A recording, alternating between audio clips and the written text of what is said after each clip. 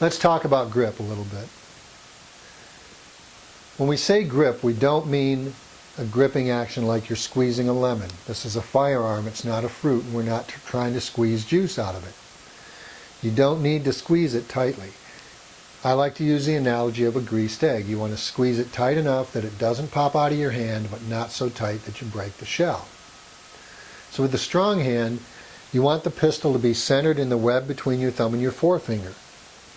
The other thing you want to make sure of is that you get your hand as high as possible relative to the axis of the bore. You don't want to have a gap here. You want to keep your fingers up here. That's going to allow you to drive the gun better. It's going to give you a little bit more control. Now, on the 1911s, it's easy to keep your hand high. On some of the other automatics, it may not be. In a revolver, we'll talk about separately. It's a different grip. But on the 1911 and its variants, it's easy because you have your thumb safety right there. And you want your strong hand thumb to ride up on the safety. What that does is that allows you to keep the hand as high as possible. The thing is, and where most people make their mistake, is you don't want the thumb to exert any pressure on the gun. You want your grip and your stance to be neutral.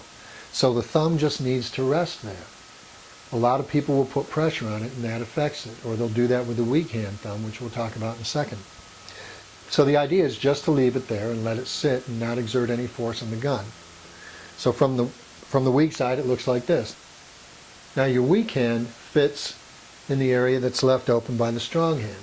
Now something to note here is if you want to have a neutral stance, you can't have your hands in the same position, because what happens is you can see that my weak hand arm is not bent the same as my strong hand arm, which means I can't have a neutral stance because one arm would be exerting more influence on the firearm than the other.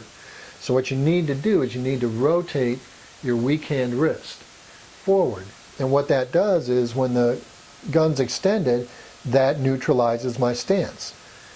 The reason for that is the gun isn't going to be centered on your body like this.